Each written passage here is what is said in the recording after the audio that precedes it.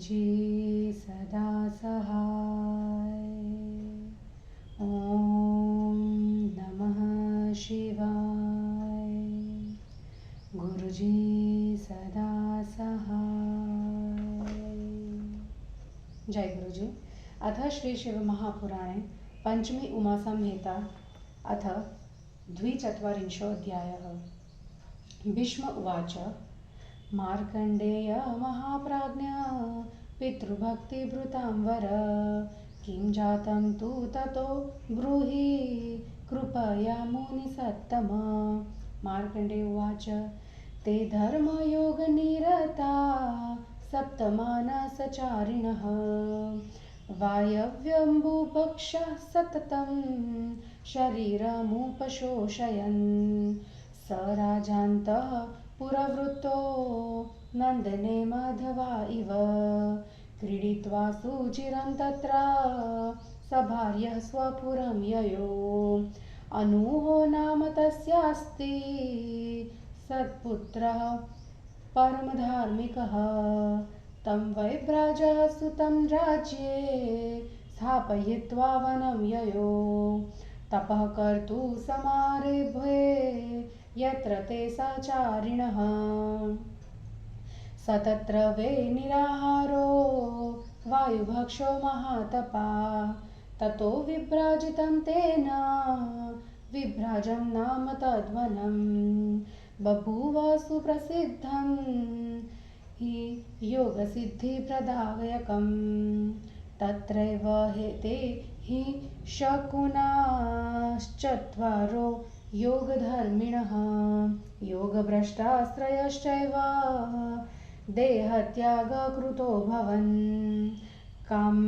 काम्पिल्ये नगरे ते तु ब्रह्मदत्त पुरोगमा जाता सप्त महात्मानं सर्वे विगतकल्मषा स्मृतिमन्तोऽत्र चत्वारस्त्रयस्तु परिमोहिता स्वतन्त्रस्य ह्ययो जातो ब्रह्मदत्तो महाजसः।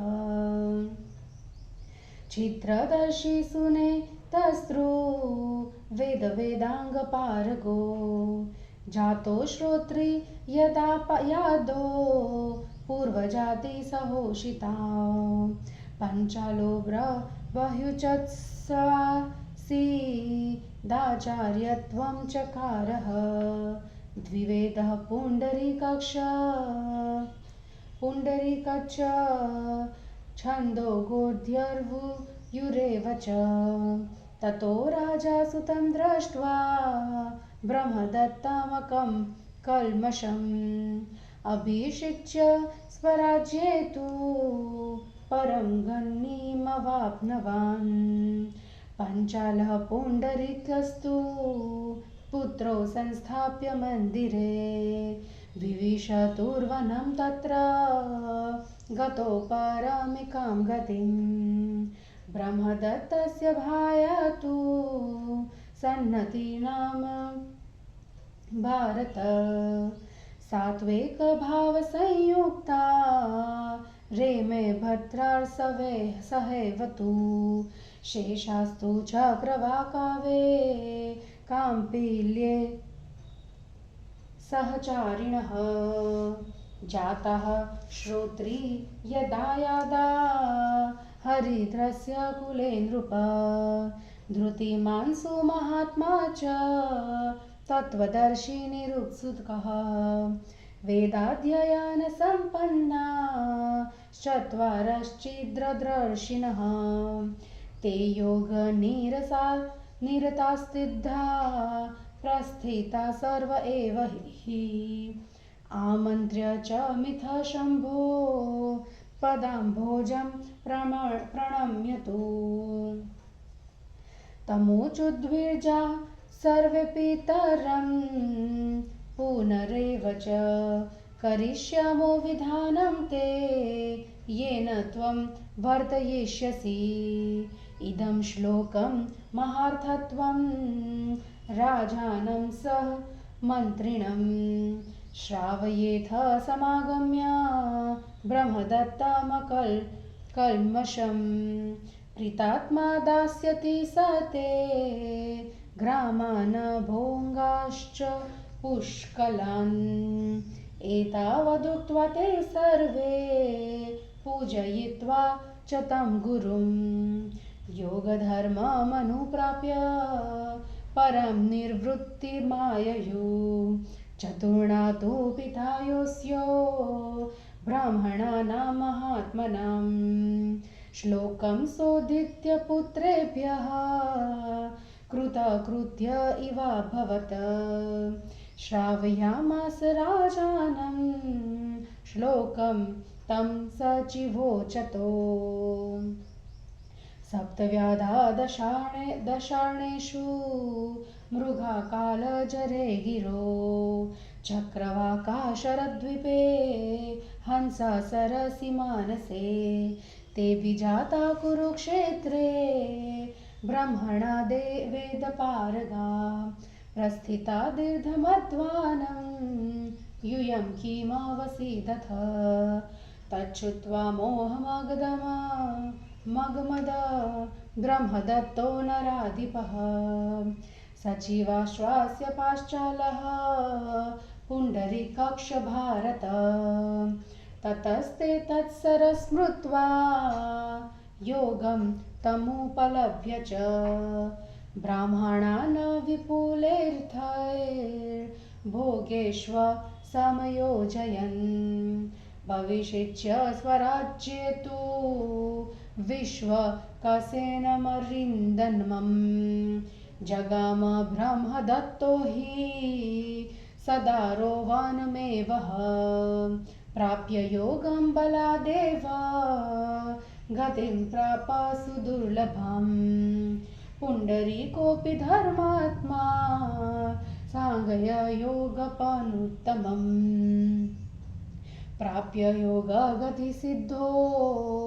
विशुद्धस्तेन कर्मणा क्रमप्रणीय पाञ्चाल्य शिक्षां चोत्पाद्य केवलम् योगाचार्य गतिं प्राप यशश्चाग्रं महातपा शूरा ये सम्प्रपद्यन्ते अपुनर्भवकाक्षिणः पापं प्रणाशयन्त्वद्धा तच्छम्भो परमं पदम् शारीरे मानसे चैव पापे वाग्जे महामुने कृते सम्यगिदं भक्त्या पठेच्छ्रद्ध्वा समन्वितः मुच्यते सर्वपापेभ्यः शिवनामानुकीर्तनम् उच्चार्यमाण एतस्मिन्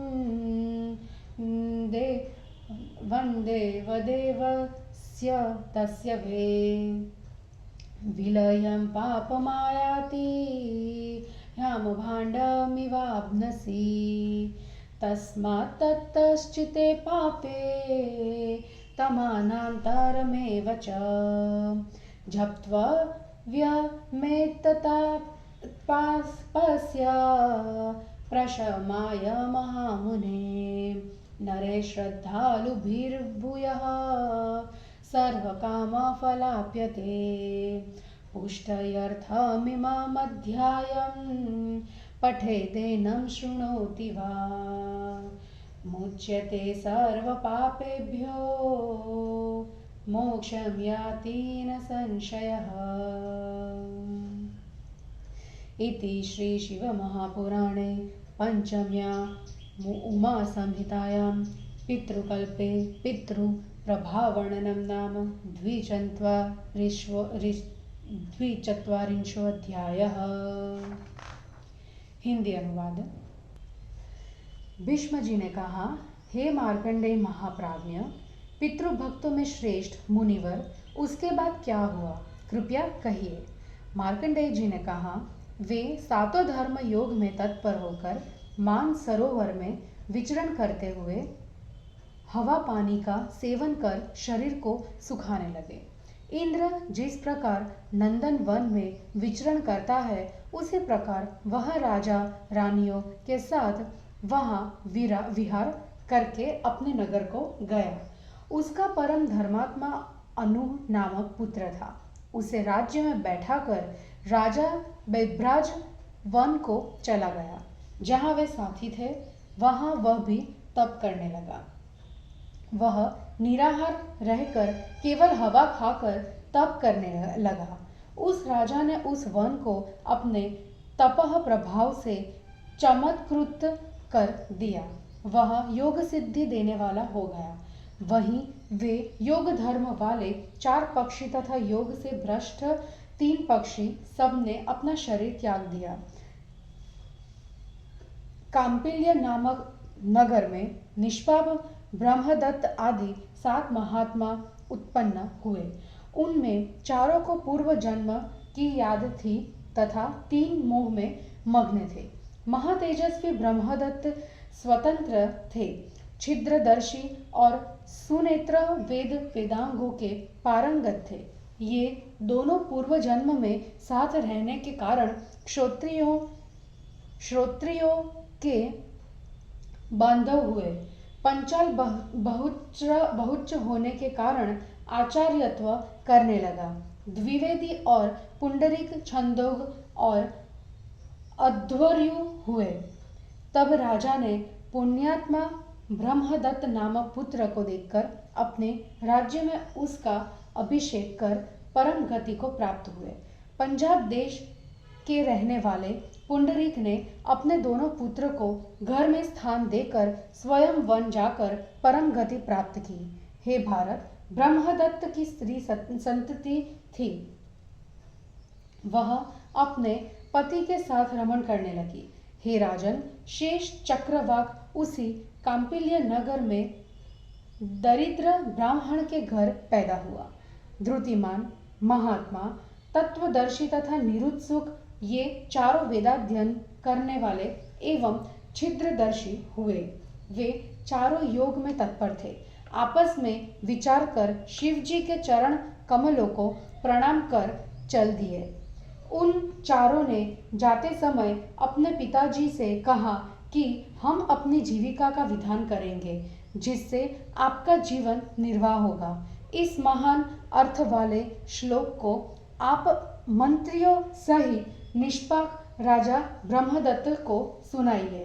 प्रसन्न होकर वह आपको गांवों तथा पर्याप्त भोज्य सामग्री को देगा। इतना कहकर उन गुरुजी की पूजा कर उसने योग धर्म की शिक्षा पाकर मोक्ष को गए। इन 4 ब्राह्मणों का जो पिता था वह श्लोक पढ़कर सफल मनोरथ हो गया। वे श्लोक उसने राजा तथा मंत्रियों को सुनाए। दशार्ण देश में 7 बाधा हुए। वे ही कालंजर पर्वत में 7 मृग हुए।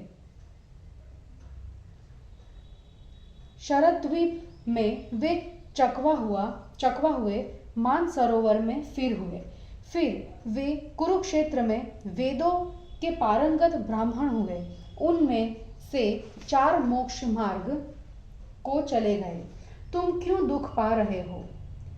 यह सुनकर ब्रह्मदत्त राजा मोह में पड़ गए। इनके मंत्री पुंडरीक और पांचाल भी मोह में पड़ गए। तब वे उस मानसरोवर का स्मरण कर उस योग को पाकर ब्राह्मणों को बहुत सा धन तथा भोज्य पदार्थ देकर शत्रुओं का दमन करने वाले अपने पुत्र विश्वसेन का राज्याभिषेक कर स्त्री सहित ब्रह्मदत्त वचन चले गए। योग बल को पाकर सुदुर्लभ गति को पा गए। धर्मात्मा मंत्री पुंडरीक भी उत्तम सांख्य योग के बल से शुद्ध होकर योग गति को पा गए। इसी क्रम से महान तपस्वी पांचाल भी उत्तम शिक्षा तथा यश को पाकर योगाचार्यों की गति को प्राप्त हुए। जो शूर मोक्ष प्राप्ति की कामना से शिव जी का स्मरण करते हैं वे शिव जी के परम पद को प्राप्त होते हैं। हे महामुनि, इस अध्याय का श्रद्धा तथा भक्ति के साथ पाठ करने से मन, वचन एवं शरीर से किए हुए पापों का नाश हो जाता है।